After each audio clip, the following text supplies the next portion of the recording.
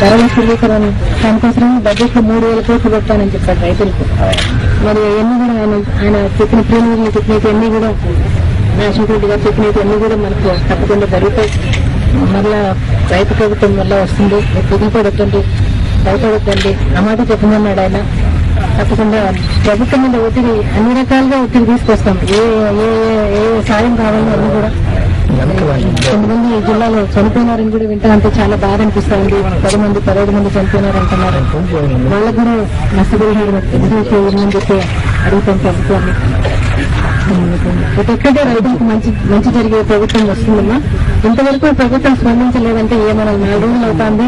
కనీసం ముఖ్యమంత్రి గారు ప్రకటన చేయాల ఇంతవరకు పలాన్ని చేస్తాము, పలాన్ని చేయము, పలాన్ని ఇది అని చెప్పి.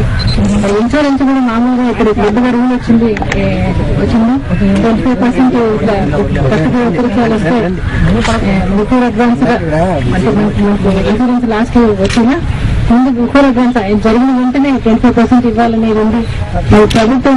మరి ప్రభుత్వం చర్య తీసుకుని వాళ్ళందరితో మాట్లాడి చేయాల్సిన అవసరం ఉండేది. ప్రభుత్వానికి అది కూడా మేము కనీసం గుర్తంగా చేస్తాము. తప్పకుండా అన్ని విధాల చేసే ప్రయత్నం తప్పకుండా చేస్తాము.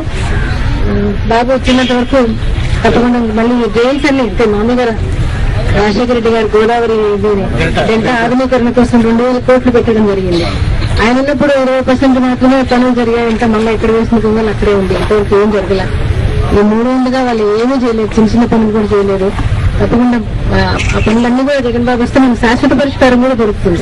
ఈ డ్రైన్స్ అన్ని పూర్తి చేస్తాడు, ఆధునీకరణ అంతా పూర్తి చేస్తాడు. సంతోషంగా ఉండండి, ధైర్యంగా ఉండండి.